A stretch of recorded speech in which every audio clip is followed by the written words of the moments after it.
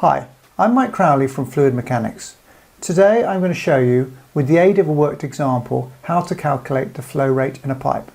I'm also going to give you a link to a web page which has all the formulas that I'm going to use in the worked example and provides other data necessary for you to do these calculations yourself.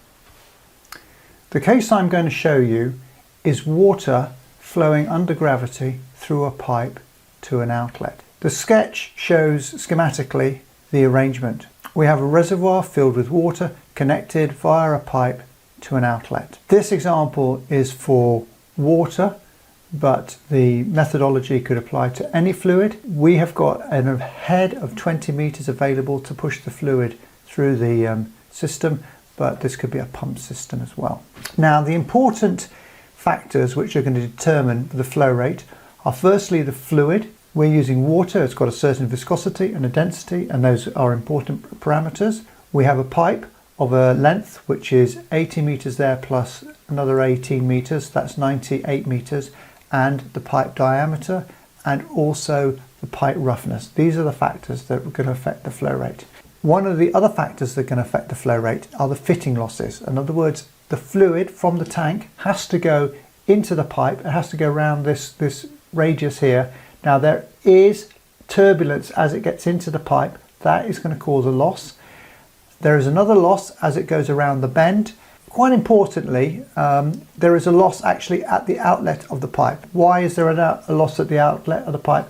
That is because as the fluid goes out of the pipe, it's got a velocity, and the velocity is kinetic energy, and that kinetic energy is lost. Where does that energy come from? It comes when you put the fluid into the pipe. So basically, to accelerate the stationary fluid up into the pipe and to get its velocity, you have to put energy in, and that energy is lost as it goes out of the pipe. And that is quite an important factor in determining flow rate. So as I say, there's three additional losses on the one on the inlet, one on the bend there, and one on the outlet there.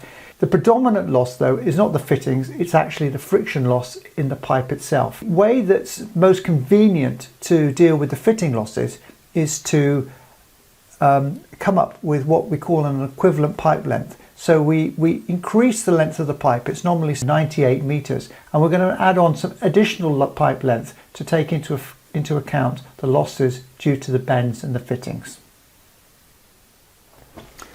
All the data we need to do the calculations can be found on this web page here, which I will provide a link to in the description. So we go to hydraulics, pipeline, pressure losses. This has all the formulas and all the data necessary. Briefly, we got the Darcy equation, which we're going to use in a minute to calculate the flow rates and the pressure losses, the Moody chart. We have pipe roughnesses, fluid densities and properties. And at the bottom of the page, we have what we call the minor pipeline losses. And this relates to the equivalent pipe lengths for the bends and the fittings. So using this table of fittings, we can actually work out the equivalent pipe lengths. So the first one we have is an entrance into a pipe. If we go down the table, we can slightly rounded entrances. So this is an entry loss, slightly rounded entrance, which is what we've got here. And if we look across the table, we've got what we call the L on D factor of 11. So I'm going to write down here that the L and D factor for that one is 11. We then the flow goes down and it goes through a 90-degree bend. Or an elbow. Now normally in pipes you have sort of long radius bends, so there's various radiuses for the bends, and we've got a long radius bend 90 degrees, and we go across and we've got a L&D factor of 18 for that. So I'm going to write in 18 there for that one. And then most importantly, at the outlet to the pipe, we have a sudden expansion. So we've got sudden enlargements here. If we go sudden enlargements, and this is talking about the factor of the initial diameter to the outlet diameter, we've actually got over 5. So basically it's 45. And what these numbers are is the ratio, the equivalent pipe length is the L over D. So if we add up all of those L over D numbers, we have 11 plus 18 plus 45, which comes to 74, and this equals L on D. And what that means is it's the equivalent pipe length divided by the actual pipe diameter. So our pipe diameter 50 millimeters. So the equivalent pipe length L equals 50 millimeters, which is 0.05 meters times 74. And if we calculate that, the equivalent pipe length comes out at 3.7 meters. So we've got an additional equivalent of 3.7 meters due to the fitting losses. So using that, we can then add that to the pipe lengths that we know we have, and we can come up with a total pipe length for the calculation. 18 meters plus 80 meters plus 3.7 meters, and that comes out at 101.7 meters. So the Darcy equation will give you the flow rate or the head in a pipe. Now this is arranged to tell you what the head is for a given flow rate down a pipe. So the terms of the Darcy equation are the friction factor, which I'm going to come back to in a minute, the length, which we've just worked out, 101, the velocity, which is actually what we've got to calculate. We know the diameter, and that's 2 times the gravity. So I'm going to rearrange that equation, and we'll come up with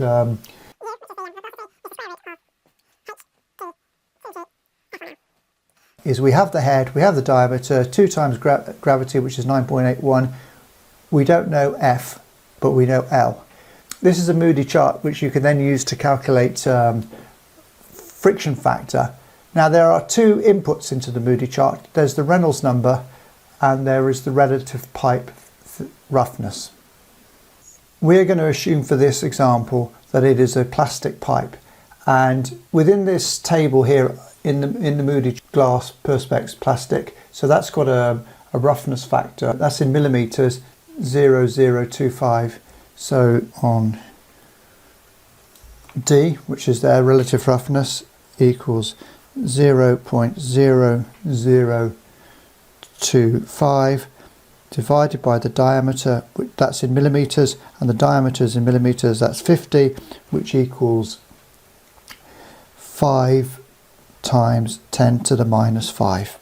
Okay, so what we can do is we can look at the 5 times 10 to the 5 minus the relative pipe roughness, and that gives us a line. And basically what we need to do is go along that line and look up the Reynolds number where the Reynolds number meets that line. That is going to be our friction factor. Now if the Reynolds number is relatively low, the flow is going to be laminar flow.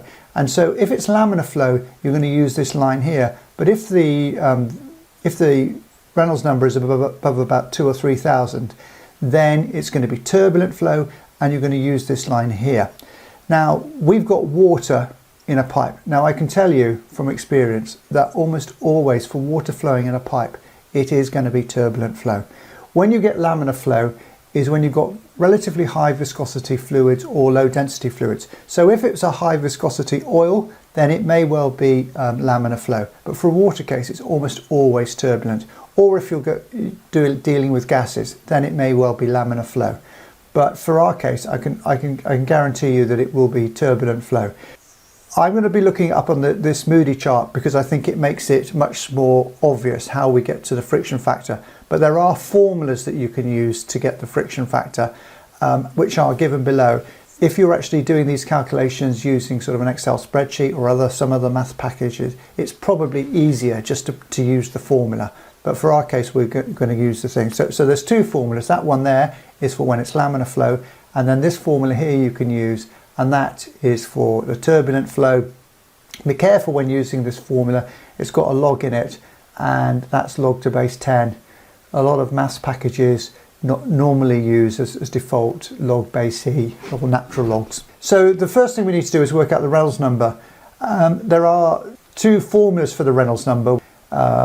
It all depends whether you use what's known as the kinematic viscosity or the absolute viscosity. And I've given them both here. Basically, the kinematic viscosity is the absolute viscosity divided by the density. The one that's given in the bottom of this Moody chart is the absolute viscosity one. Now I'm going to use the kinematic viscosity one because at the bottom of this chart here, I have actually given you what the viscosity of various fluids are, and we're going to be using water at say 15 degrees, which has a kinematic viscosity of 1.1. 4 times 10 to the 6. The other thing we're going to need to know for the Reynolds number is the velocity. We're trying to calculate the velocity, so you're in a bit of a circular loop here. So what you have to do is make an initial guess as to what you think it's going to be, and then iterate around, and that's exactly what we're going to do. So initially I'm just going to assume that the flow velocity is 1 meter per second. So we're now going to work out the Reynolds number for that. So this is Reynolds number with a flow velocity of 1. So we put the numbers in, so we got 1, and you have to put in the diameter. It's 1 times the diameter. So let's just go up and I'll show you where the numbers that we're using, the formula we're using, which is this one here.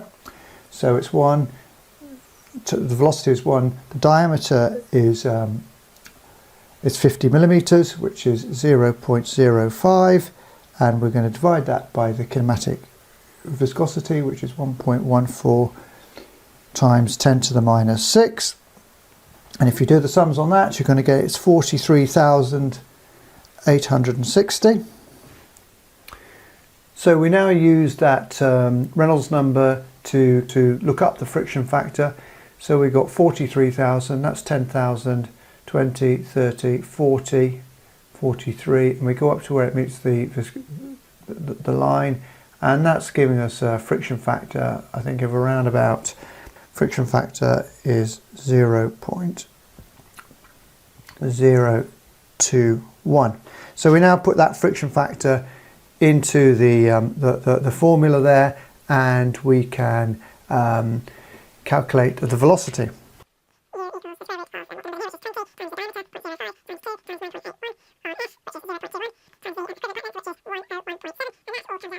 Do the calculations, 2.9 meters per second. So we now have our first velocity. We now use that 2.9 meters per second. We'll find out the new Reynolds number, and then we'll work out a friction factor. So let's go through those calculations. So the Reynolds number for a velocity of 2.9 meters per second equals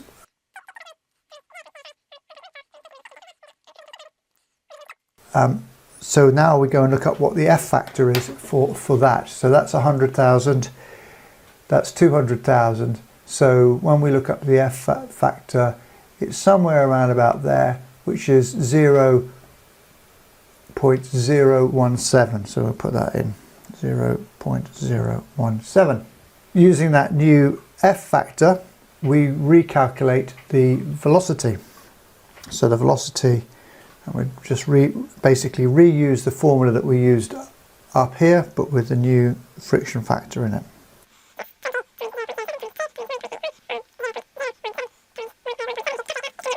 .36 meters per second. So we now calculate a new Reynolds number based on that flow rate of 3.36 meters per second.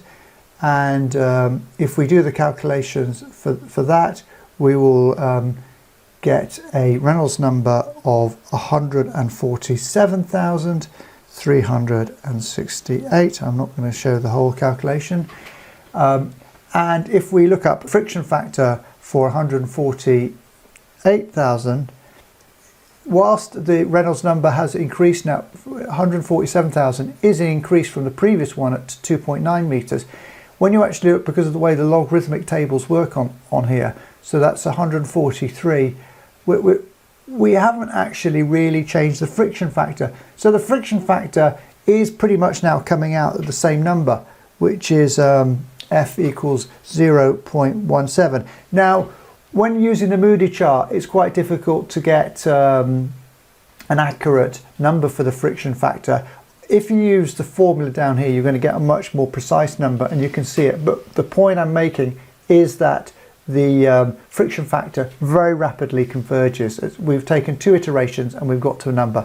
And what I'm saying to you is that that flow rate there that we've got is now pretty much what it's going to be. And I'm not going to be able to get it any more accurate using this Moody chart. If you want to get more accurate, you'd have to use the formula. So now that we have the velocity, we can work out the flow rate.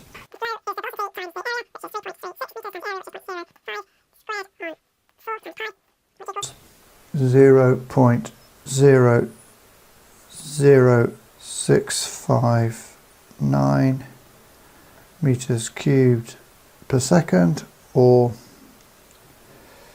6.59 litres per second. So that completes the worked example. Thank you for watching. Please give me a like by clicking on the thumbs up below. Thank you.